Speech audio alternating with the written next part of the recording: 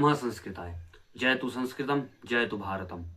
सदाशिव समारंभाम शंकराचार्य मध्यमाम अस्मदाचार्य पर्यंताम वंदे गुरु परंपराम। श्री गुरुचरण कमलेभ्यो नमो नमः।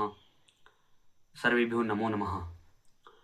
तो आज हम जिस विषय के बारे में चर्चा करेंगे वह विषय है गीता का तीसरा श्लोक।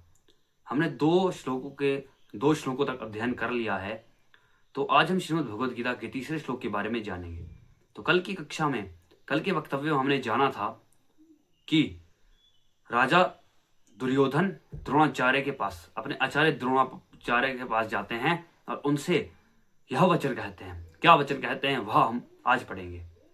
तो दुर्योधन क्या वचन कहते हैं? पश्येताम पांडुपुत्राणाम आचार्यम महतिम चमूम व्यूढ़ाम द्रुपद पुत्रेण तव शिष्येण धीमता।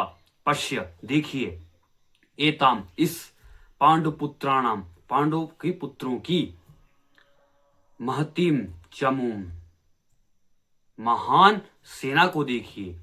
महतिम का अर्थ होता है महान या विशालकाय, और चमूम सेना को देखिए।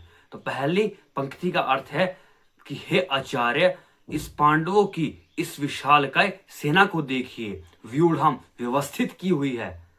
द्रुपद पुत्रेण, द्रुपद के पुत्र धृष्टद्युम्न द्वारा, और तव शिष्येण, जो तुम्हारा शिष्य भी था धृष्टद्युम्न द्वारा। और वह धृष्टद्युम्न कैसा था? धीमता, अत्यंत बुद्धिमान था। कि आप, दूसरी पंक्ति का अर्थ है कि आपके शिष्य और द्रुपद के पुत्र धृष्टद्युम्न द्वारा, इस बुद्धिमान धृष्टद्युम्न द्वारा व्यवस्थित की हुई इस सेना को देखिए।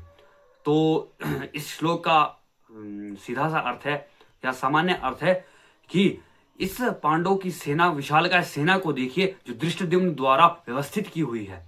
तो इस श्लोक के माध्यम से राजा दुर्योधन यह भी इंगित करना चाहता है आचार्य द्रोण को कि हे गुरुदेव, कि हे आचार्य, आप देखिए पूर्व में जो आपने गलती की थी, मतलब गलती यह की थी कि उनका शिष्य धृष्टद्युम्न भी था, उन्हीं के द्वारा शिक्षित था, उन्हीं से उसने युद्ध नीति, सैन्य नीति और सभी प्रकार की नीति सीखी थी। तो उसी के आधार पर वह सेना का निरीक्षण करता है, सेना को व्यवस्थित करता है। तो राजा दुर्योधन द्रोणाचार्य को यही यहाँ पर संकेत देना चाहते हैं कि अपने शिष्य के प्रति आपने अपना करुणा का भाव यहाँ उत्पन्न नहीं करना है, नहीं तो हम युद्ध में हमारी हार भी हो सकती है। तो इसलिए वह सबसे पहले धृष्टद्युम्न और तव शिष्येण का प्रयोग करता है कि तुम्हारा शिष्य भी था। तो हम इस श्लोक के माध्यम से यह समझ सकते हैं, यह जान सकते हैं कि जो गुरु होता है वह अपने शिष्य के प्रति उसका करुणा का भाव सदैव बना रहता है, और वही सच्चा गुरु है जो अपने शिष्य का सदैव हित चाहता हो। वह गुरु कभी नहीं हो सकता जो अपने शिष्य का अहित चाहता हो। धन्यवाद।